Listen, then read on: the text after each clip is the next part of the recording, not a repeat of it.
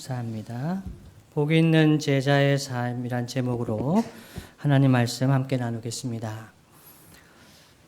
예수님께서 밤에 산에서 기도하셨습니다. 밤새 기도하셨습니다. 제자들 중에서 따르는 무리들 중에서 12를 택하여 사도라 칭하셨고 내려오셔서 평지에 서서 제자들 무리에게 말씀도 가르치시고 병도 고쳐주시고 그래서 많은 사람들이 유대 사방에서 예루살렘과 또 두로와 시돈의 해안으로부터 몰려왔습니다. 그때 많은 백성, 이방인들도 포함되어 있는 많은 백성이 예수님 앞에 모였습니다. 어떤 이는 고침을 받기 위해서 왔습니다. 또 어떤 이는 귀신이 들려서 왔습니다. 예수님을 만지려고 힘썼다. 19절 말씀에 기록이 되어 있습니다. 그때 예수님께서 많은 사람들 앞에서 말씀하십니다. 현재의 제자들, 그 말씀을 든 제자들과 또 미래의 제자들에게 말씀하십니다. 제자들에게 무엇이 복이며 무엇이 화인지에 관해서 말씀하셨습니다. 마태복음 5장에도 산상수훈의 말씀에 8복이 기록이 되어 있습니다. 8가지 복, 천국 백성의 복이죠. 이러한 사람들이 복이 있다라고 말씀하십니다. 그런데 누가복음에 기록된 이 4가지 복은 좀 더 구체적입니다. 2인칭으로 되어 있습니다. 너희들이 복이 있다라는 말씀입니다. 그 수많은 사람들 무리 가운데 있는 제자들, 예수님의 제자들에게 너희들이 복 있는 사람들이다 라고 말씀하십니다. 내용이 어떤가요? 예수님 때문에 지금 가난하고 예수님 때문에 지금 배고프고 예수님 때문에 울고 또 예수님 때문에 사람들에게 미움을 받는 그 제자들 복이 있다라고 말씀합니다. 한편 지금 부요하고 지금 배부르고 지금 웃는 자, 지금 모든 사람들로부터 칭찬받는 자들은 화가 있다고 말씀하셨습니다. 여러분 좀 비현실적이지요. 현실적으로 많은 사람들이 따르고 있는데 그 사람들에게 좋은 말씀을 하셔서 더 많은 사람들이 따를 수 있도록 하는 것이 보통 인지상정입니다. 근데 사람들이 많이 모이니까 다 돌려보내기를 원하셨는지 어떤 의도인지 예수님은 이러한 사람들이 복이 있는데 그 내용을 보면 하나같이 마음에 안 듭니다. 가난해 보신 분들이 있으시죠? 우리 아마 60대 이상 분들은 다 가난을 경험해 보셨을 것입니다. 배고파 본 적 있으시죠? 예, 그렇습니다. 슬픈 일도 많으셨지요. 예배 드릴 때마다 교회 올 때마다 많이 우셨잖아요. 그런 분들이 예전에 많았습니다. 미움도 많이 받아보셨지요. 여러분 그것이 복입니까? 가난한 거, 슬픈 거, 배고픈 거, 미움받는 거 복이 아닙니다. 제 어머니는 드라마를 보실 때 우는 장면이 나오면 어떻게 하실까요? 같이 막 보고 우실까요? 바로 꺼버립니다. 아니 어머 지금 제일 아주 그냥 절정인데 지금 제일 재밌는데 그냥 확 꺼버리십니다. 마 듣기 싫다 마. 뭐 슬픈 일이 있어요. 천지백깔인데 뭐. 이것까지 보고 울어야 되냐는 거죠. 배고픈 거요? 배고파 보신 분들은 이거 예수님 말씀 동의하기가 어렵습니다.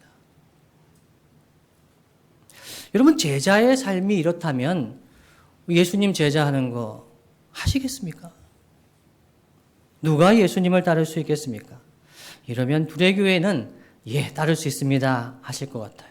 노 목사님이 오래 이 말씀을 전하셨잖아요. 그래서 이 말씀대로 아이고 살기는 부담되는데 하여튼 그래도 맞는 말씀인 것 같다. 거의 훈련이 되어 있으시잖아요. 제가 이 말씀을 해야겠다. 제사의 삶에 대해서 쭉 누가복음을 통해서 말씀 전하는데 매일 성경도 마태복음의 산상순의 말씀 지나가는 거죠. 이런 일은 제가 의도한 일이 아니죠. 예, 넘어갈 수가 없습니다. 그래서 이 말씀 전합니다. 여러분 가난도 배고픔도 슬픔도 미움받는 것도 전혀 좋은 것이 아닌데 언제 복이 되냐면요. 예수님과 함께 있으면 예수님 때문에 가난하면, 예수님 때문에 슬프면, 예수님 때문에 미움받으면 복이 됩니다. 여러분, 예전에 우리 어르신들이, 부모님들이 배고파도 그때 자식들 입에 밥 들어가는 것을 보면서 행복해 하셨죠. 왜 그러셨을까요? 바보 같은 짓이잖아요. 부모님이 먼저 먹고 힘을 내서 열심히 일해서 자녀들에게 먹여야 되는 거 아니겠습니까? 아니겠습니다 하시는 거죠, 표정이. 당연히 자식들 입에 들어가는 게 행복한 거죠. 가난해도요, 자식들 때문에 참았어요. 가난해도요, 무시당해도요, 자식들 때문에 참았어요.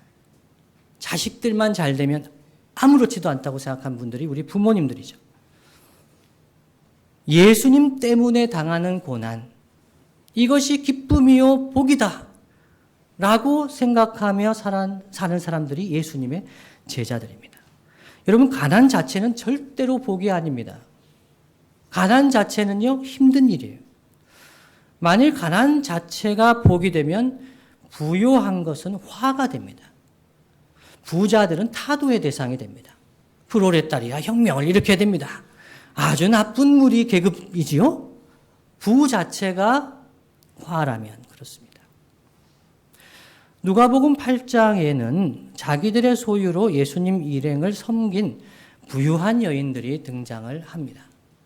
헤롯의 청지기 구사의 아내 요한나와 수산나와 다른 여러 여자가 함께하여 자기들의 소유로 그들을 섬기더라. 부유한 사람들이 있었어요. 예수님이 장사 진행받을 때 무덤을 어디에다가 했습니까? 바위에 큰 무덤, 부자들이 묻히는 무덤입니다. 그때 부자 요셉이 그 무덤을 제공하게 됩니다. 이러한 사람들이 많습니다. 제가 다 열거할 수가 없습니다. 성경에 부자가 부 때문에 화가 있다 그러면 많은 사람들이 화 있는 사람이 됩니다. 예수님께서 가난 자체를 복되다고 하신 것이 아닙니다. 예수님이 복되다 하신 가난한 자는 예수님을 믿고 따르는 자의 가난입니다. 예수님 때문에 가난하게 되는 거죠. 그 사람들이 복되다고 하십니다. 물론 마태복음 5장에서는 심령이 가난한 자라고 하시고 누가복음 이 말씀에서는 가난하다고 할 때 이것은 경제적으로 가난한 걸 의미합니다. 경제적으로 가난하더라도 복이 있다는 거죠. 예수님 때문에라면 그렇습니다. 제자들의 면면을 한번 보시죠. 레위 마태는 어땠습니까? 제가 레위 세관에 앉았을 때 불렀던 거 말씀을 전했죠. 세리였습니다. 돈은 문제가 없었습니다. 전문인이었습니다. 요한은 어땠나요? 부유했습니다. 베드로가 시기할 정도로 부유했던 어민이었습니다. 베드로는요, 자영업자였어요. 베드로는 어업하면서 그냥 살고 있었어요. 그런데 예수님을 따르는 것 때문에 제자들이 가난을 경험하게 되었습니다. 생업을 포기했습니다. 때로는 굶주렸습니다. 그래서 말씀을 보면 안식일에 밀밭 사이로 지나다가 가난한 나그네들 위해서 남겨두는 그 이삭, 그것을 비벼가지고 잘라서 이삭을 먹었다고 이 바리새인과 서기관에게 책망을, 비난을 받았어요. 그러니까 가난했다는 이야기죠. 무리가 주님의 말씀을 들을 때 오병이어밖에 없었잖아요. 가진 게 없었다는 이야기죠. 예수님 믿는 것 때문에 그들의 공동체로부터 축출을 당하기도 했습니다. 미움을 받고 욕을 받기도 했습니다. 경제적인 불이익을 받기도 했습니다. 누가복음은 이 말씀을 듣고 있었던 그 사람들도 예수님을 믿는 것 때문에 주로 이제 이방인이었거든요. 누가복음은 이방인들 대상으로 기록된 복음서라고 생각하시면 됩니다. 그때 예수님을 믿으면요, 경제 활동하기가 어려웠어요. 그 당시는 같은 종교를 믿는 사람들이 기일드 조직같이 공동조합 같은 걸 형성해서 경제 활동을 했거든요. 여러분, 예전에 기업에서 고사 같은 걸 했었죠? 기억하시는 분 있으시죠? 고사를 보지 못한 우리 청년분들, 임용고사 이런 거 아니고요. 예, 뭐 사법 이런 거 아니고 고사 이 돼지머리 해가지고 돈도 이게 뭐 이렇게 불 붙여가지고 날라가고 뭐 이렇게 절하고 이런 걸 했었습니다. 대한민국이요. 지금도 하는 데가 있을 거예요. 예, 프로야구 팀에서는 한다는 이야기도 들리죠. 그런데 예수님을 믿는 것 때문에 그 경제 조직의 길드에 그 제사를 안 한다고 얘기하면, 또 로마 황제 숭배하는 예식에 참여하지 않는다고 얘기하면 그 시대 경제 활동하기가 어려웠습니다. 그러니까 예수님 믿는 것 때문에 가난하게 될 수도 있었어요. 배고플 수 있었어요. 미움을 받을 수 있었죠. 슬플 때가 많았을 것입니다. 누가는요, 의사였어요. 누가는 의사였는데 예수님을 믿고 예수님의 제자가 되면서 이 어려움을 함께 감당하고 경험하고 보았습니다. 이 누가가 그 제자들에게 전하는 겁니다. 가난하고 배고프고 슬프고 미움받아도 복이 있다. 언제요? 예수님 때문에 당하는 거라면 복이 있다는 거죠. 제가 모두에 말씀드린 대로 사랑하는 자식을 위해서 고난을 당하는 거면 감수합니다. 기꺼이 감수합니다. 왜요? 사랑하니까요. 너무너무 사랑하거든요. 근데 그 자식이 공부를 안 하면 어떻습니까? 그 자식이 그 마음을 알아주지 않으면 더 열받는 거죠. 고통스러운 거죠. 그런데 화가 있다고 한 사람들이 있습니다. 그 사람들은 지금 배부르고 지금 즐겁고 칭찬받는 이들이었습니다. 예수님이 없이도 멀쩡하게 살아가는 사람들입니다. 직접적으로는 바리새인과 서기관들이었습니다. 그들에게 화 있을진저라고 말씀하셨습니다. 그들은 스스로 의롭다고 생각했습니다. 나 정도면 의로운 사람이지. 난 다른 사람들보다 죄를 짓지 않는다. 스스로 의롭다고 생각했습니다. 여러분, 스스로 의로우면 구원자가 필요하겠습니까? 필요 없는 거죠. 이 법 없어도 살 사람들, 이렇게 생각하는 사람들이 있습니다. 그러면서 타인을 멸시했습니다. 다른 사람들은 왜 저렇게 살아가는가? 자기를 의롭다고 생각하고 타인을 멸시하는 사람들이 있었습니다. 그들이 가진 소유, 돈, 이것이 하나님의 복이라고 생각했습니다. 나는 이렇게 복을 받았구나, 인정받는 사람이다 생각했을 것입니다. 그래서 그 시대의 랍비들이 매일 드린 기도의 내용이 이랬다고 합니다. 첫째, 이방인으로 지음받지 않은 것을 감사했다고 합니다. 이방인으로 지음받지 않고 유대인으로 태어나게 해주셔서 감사합니다. 그 말은 뭡니까? 이방인들을 무시하고 멸시했다는 것이지요. 둘째 감사했던 것은 하류 인생이 아닌 것을 감사했답니다. 다른 말로 하면 그들이 상류 인생이라고 생각했던 거예요. 랍비들입니다. 세 번째로 감사했던 것은 놀랍습니다. 여자로 태어나지 않은 것을 감사했답니다. 저는 일부 예배 때도 말씀드렸습니다마는 고등학교 때까지 여자로 태어나기를 바랬습니다. 물론 가난한 집의 장남이기 때문에 그 압박감이 있었기 때문에 그렇기도 했습니다만은 제가 고등학교 때까지 보니까 여자분들이 훨씬 더 우등한 분들 같아요. 일단은 똑똑하십니다, 여자분들이. 그리고 깔끔하시고요. 예, 그리고 매너도 있고요. 근데 남자분들 어떻습니까? 고등학교 때까지. 저희들이 짐승인가 싶습니다. 아니, 어떻게 이렇게 남자애들끼리 있으면은 막 치고받고 하다가도 막 약간 좀 모자라는 아이들 같습니다. 철이 좀 늦게 드는 것 같고, 아니, 제가 남자인데도 그런 생각이 난 여자로 태어났으면 나았겠다. 여러분, 그런 얘기가 아니죠. 그 시대의 여자는요, 사회적으로 아주 사람으로 취급을 받지 않았습니다. 우리가 이렇게 모여있지 않습니까? 인원수 계산할 때 여자는 뺐습니다. 여자 뺐어요. 여성들이 참정권을 인정받고 투표하게 된 게 얼마 되지 않습니다, 여러분. 예, 그 시대가 그러했어요. 그때 이 서기관과 바리새인 랍비들은 어떻게 기도했어요? 여자로 태어나지 않은 걸 감사했다는 거예요. 이런 사람들 화 있을진저 말씀합니다.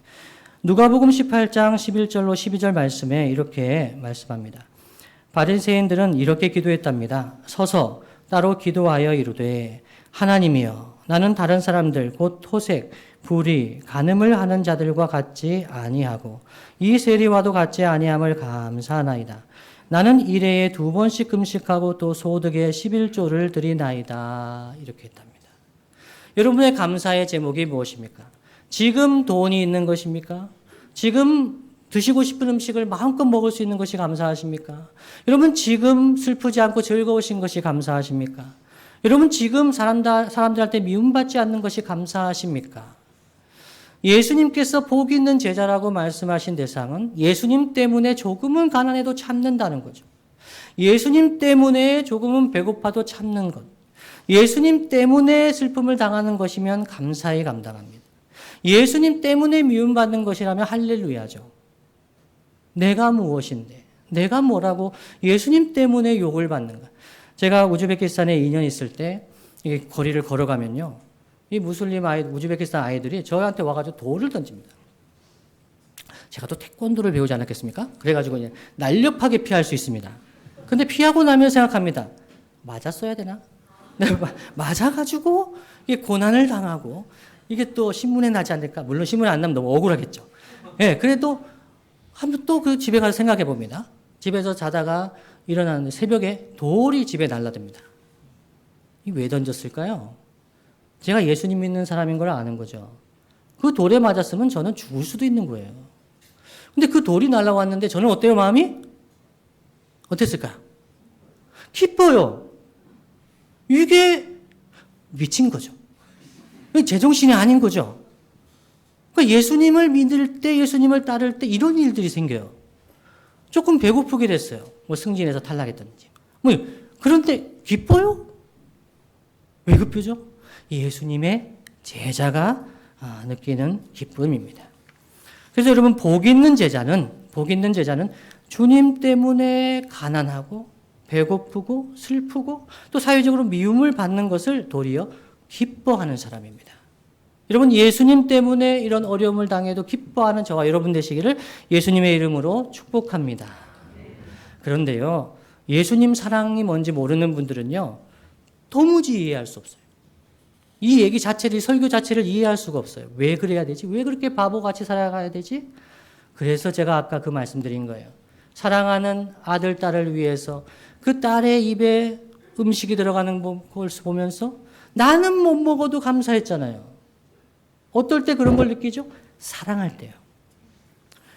여러분, 무엇 때문에 가난해질 수 있고, 무엇 때문에 배고픈 것도 참을 수 있고, 무엇 때문에 슬퍼하고 미움받아도 감사하실 수가 있겠습니까? 그것이 여러분이 사랑하시는 거죠. 제가 어렸을 때 장난감을 위해서 이렇게 고난을 당했었습니다. 장난감을 사달라고 이야기를 합니다. 어머니가 사주실까요? 안 사주실까요? 벌써 제 어머니를 아시기 시작하죠, 여러분? 예, 안 사주죠. 저희 어머니는 안 사주세요. 그래가지고 제가 안 사주시면 밥을 안 먹겠습니다. 공갈 협박이죠. 예. 그래서 밥을 안 먹는다 그러면 이제 막 어떻게 하시겠어요, 저희 어머니가? 사정을 하시겠죠? 아니에요. 바로 때려요. 바로 두드려 맞았어요. 와, 아프고. 그럼 피난처는 누구다? 아버지죠. 제 아버지는 정말 좋은 분이에요. 아버지께 말씀을 드리죠. 아빠, 제가 자전거를 갖고 싶어요. 아빠, 제 오비베어스 프로야구 선수 유니폼을 갖고 싶어요. 그때 프로야구 출범했거든요. 82년인가요? 하여튼 그때 읍내에 2개밖에 없었어요. 그거 하나를 제 친구가 가져갔는데 제가 뺏길 수 없잖아요. 그거를 사주십시오. 95,000원. 어떻게 있겠어요? 그 당시 95,000원이면 좀 비싼 거죠? 제 아버지 어떻게 하셨을까요? 사주시죠. 당연히 사주시죠. 그럼 어머니는 아버지를 어떻게 생각하시겠어요? 그렇지 않아도 원수 같은 인간인데. 아니, 이렇게 자녀 교육을 이렇게 할 수 있느냐.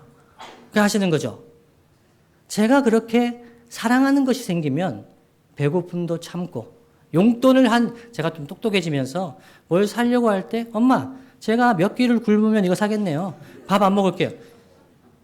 속이 찢어지는 거죠, 저희 어머니는. 저희 어머니 한번 교회 오시면 많이 사랑해 주시고, 손도 잡아주시고, 못난 아들 잘 길러주셔서 감사하다고 꼭 해주십시오. 바보죠? 그런데 그때는 제가 그게 너무너무 사랑스러웠던 거죠. 여러분, 청년들은 무엇을 위해서 배고픔을 감수할 수 있습니까? 자동차? 명품차. 명품차 이상하다. 명품. 뭐 이런 것을 위해서 얼마든지 가난과 그리고 배고픔과 미움까지도 감당할 수 있어요. 주변에 있는 사람들이 막 이렇게도 나는 괜찮아 하면서 그냥 할 수 있죠. 사랑하는 것을 보면 그 사람을 알 수 있어요. 여러분, 좀 고상하신 분은 나라와 민족을 위해서 그런 고난을 감내합니다.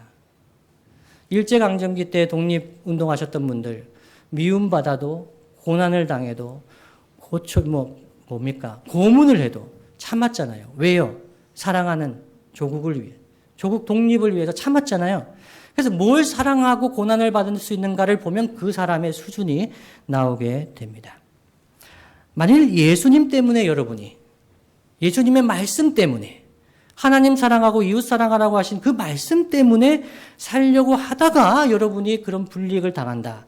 그러면 예수님은 어떤 마음이 드실까요? 1번, 바보구나. 넌 제대로 미쳤구나. 라고 생각하실까요? 2번, 정말 사랑한다.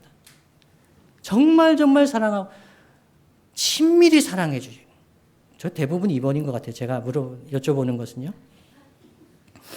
가만히 있지를 못하십니다. 히브리서 11장 13절 16절 말씀. 16절 하반절 제가 읽어드립니다. 하나님이 그들의 하나님이라 일컬음 받으심을 부끄러워하지 아니하시고 그들을 위하여 한 성을 예비하셨느니라 했습니다. 히브리서 11장은 믿음장입니다. 믿음으로 살다간 신앙의 선배들, 구약 때도 동일하죠. 하나님 믿음으로 본향을 사모하면서 살아갔던 사람들, 우리 하나님이 그들의 하나님이라 일컬음을 받는 것을 부끄러워하지 않으셨다는 거예요. 지금 이 시대의 말씀으로, 이 시대에 적용해 본다면 여러분 때문에, 둘의 가족들 때문에, 예수님의 제자들 때문에 예수님이 너무너무 기쁘시다는 거예요. 그들의 주님인 것을 너무너무 기뻐하신다는 거죠. 그래서 여러분들을 위해서 한 성을 예비하셨다 말씀하고 있습니다. 그런데 여기까지만 말씀하면 안 됩니다. 예수님 때문에 가난해질 수도 있고 배고픈 것, 슬픈 것, 미움을 감수할 수 있는 사람은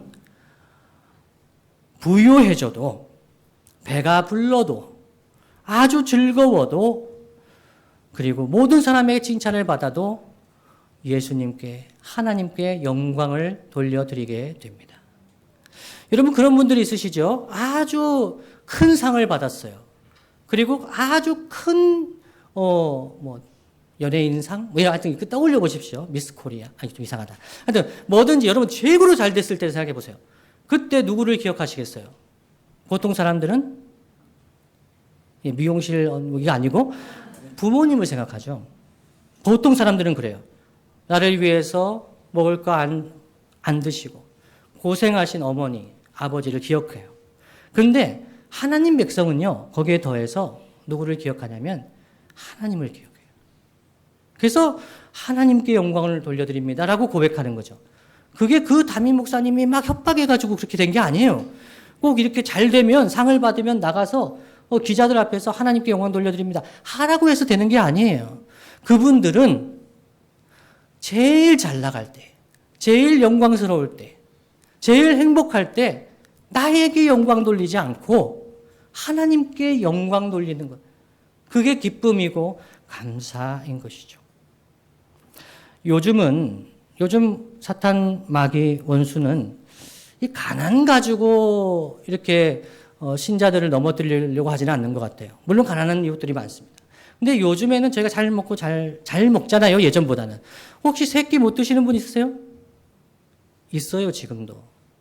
지금도 새끼를 못 드시는 분이 있어요. 영등포에도 토마스의 집에 급식을 얻기 위해서 줄 서는 분들이 있어요.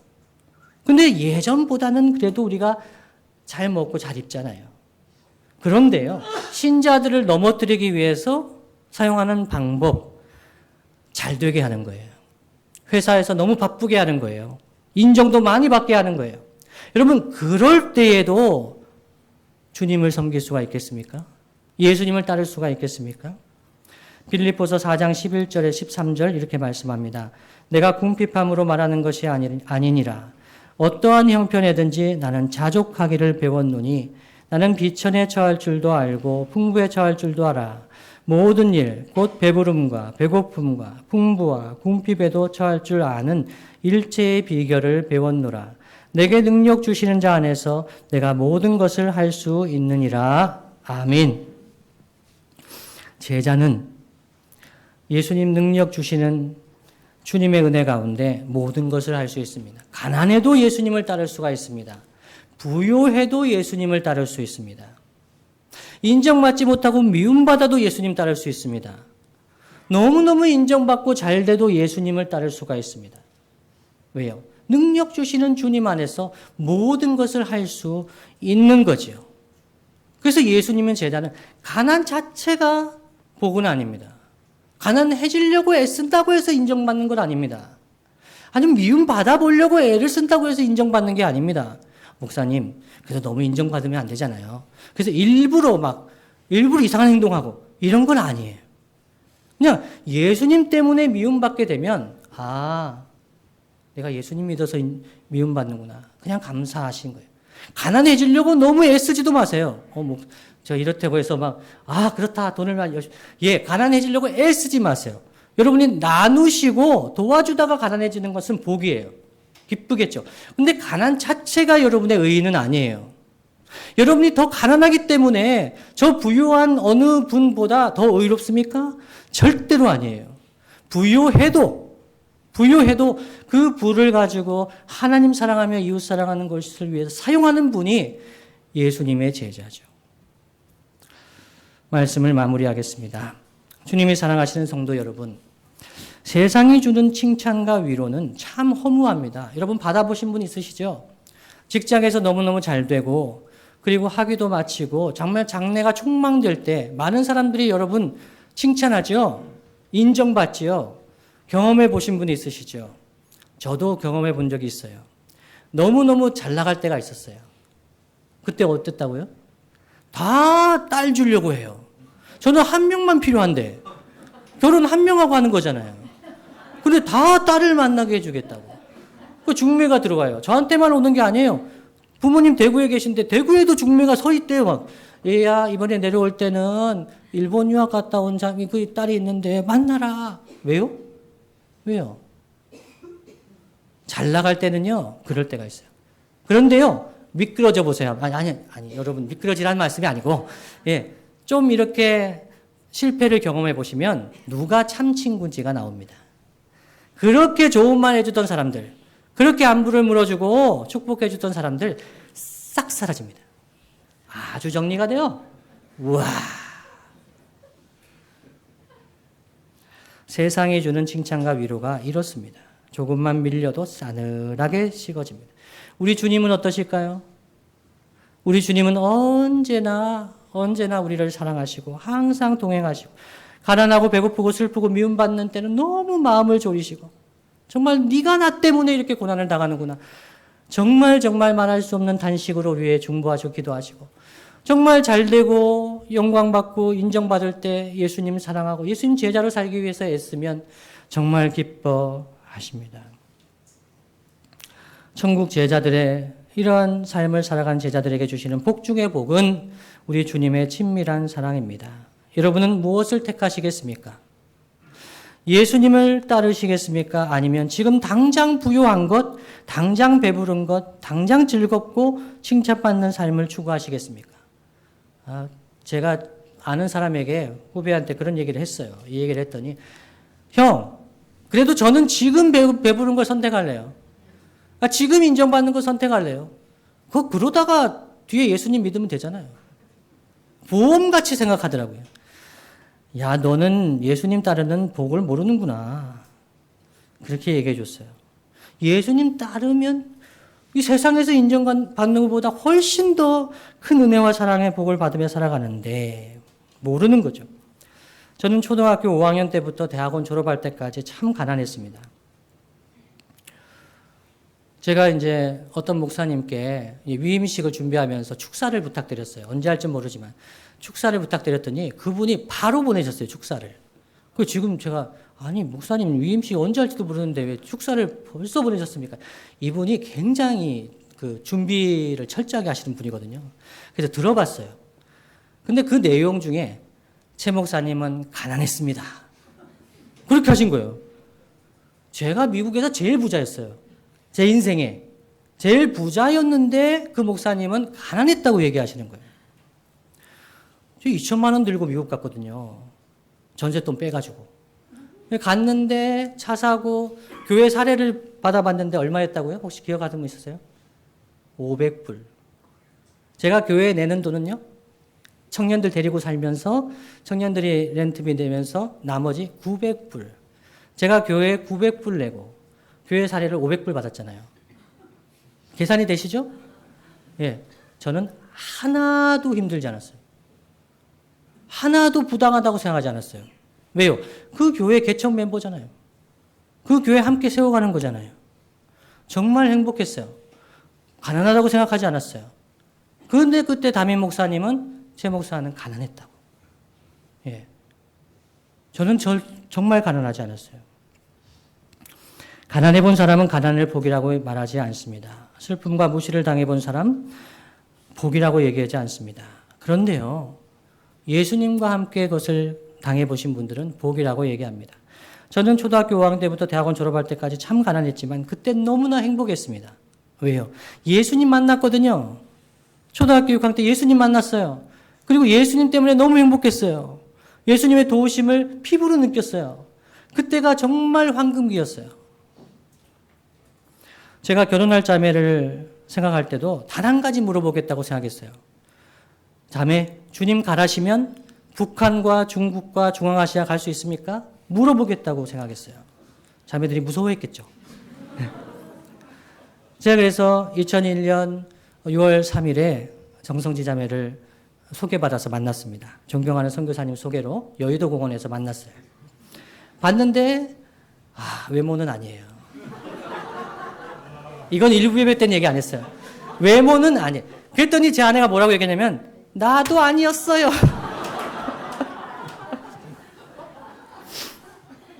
내가 어린이집 아이들 돌보면서 아이들 막 코 묻은 그 옷을 그냥 입고 나온 거예요.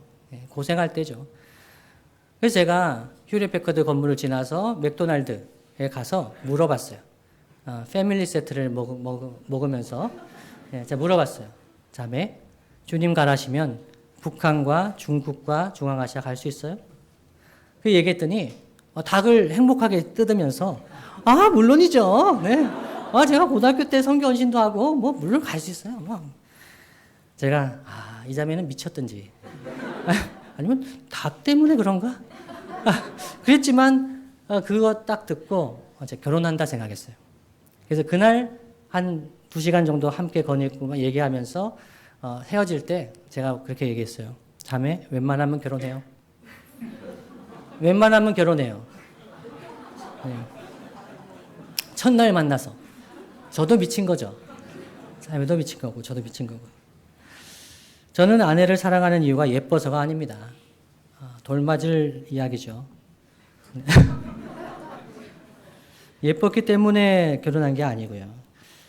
지금도 제 아내를 사랑하는 이유는 가난할 때 함께 했고 배고플 때 함께 했고 슬플 때 함께 했고 미움받을 때 함께 했기 때문에 저는 사랑하지 않을 수가 없죠. 제가 억울한 일을 당해서 이게 교회에 오면요, 제 아내가 어떻게 반응할까요?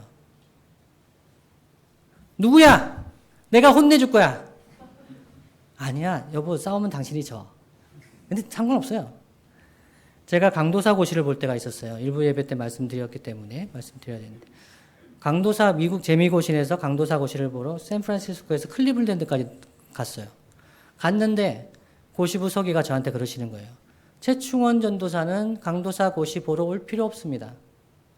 총회가 인정하지 않는 신학교를 다녔기 때문에, 자유주의 신학교를 다녔기 때문에 시험을 아예 보지도 마십시오. 그랬어요. 아니, 제가 주경야독 했거든요. 낮에는 그 신학교 다니고 저녁에 재미고신 신학교를 다녔어요. 제가 재미고신 신학교에 교수까지 했어요. 1년 반을. 그럼 제가 고신 출신이잖아요. 그런데 왜 저를 시험도 보지 말라고 하는가? 그때 너무 제가 고통스러워서 오는 길에 얼마나 많이 생각했겠어요. 제가 마음으로는 목회 그만둬야 되겠다. 교회가 저를 인정하지 않으면 그냥 목회 그만두자. 저 자식 고생시키는 거 이만하자 하고 내렸어요. 제 아내가 마중을 나왔어요. 만났어요. 그 얘기를 했어요. 자매의 반응이 어땠을까요? 펑펑 울었어요. 펑펑. 저는 그냥 그만두라고 할 줄 알았어요. 그냥 펑펑 울었어요. 저도 그냥 같이 펑펑 울었어요. 자기 일이 아니잖아요. 제가 다른 거 하면 더 좋아하지 않겠어요? 근데 그때 제가 생각했어요. 잊지 못해요. 나를 위해서 이렇게 울어줄 수 있는 사람이구나. 여러분, 주님은 어떠실까요? 예수님 때문에 함께 아파하고, 예수님 원하시는 일을 위해서 인생을 헌신하고, 예수님을 위해서 울고, 예수님을 위해서 가난한 것도 얼마든지 참을 수 있고, 그런 제자를 예수님 보시면 너무너무 사랑하시는 거죠. 여러분, 결혼 서약을 생각해 보면서 말씀을 마무리하겠습니다. 여러분, 주님을 사랑하시면 이 오늘 말씀이 이해가 되고 체험이 됩니다. 여러분, 결혼하실 때 이런 서약을 합니다. 오늘부터 한평생 길이 사랑하며 기쁠 때나 슬플 때나 강건하거나 병들거나 부유하거나 가난하게 되는 모든 경우에도 누구를 사랑한다고요? 주님을 사랑하며 주님의 사랑을 받으며 만족하며 행복하게 살아가기로 여러분 고백하셨습니까? 행복한 제자입니다.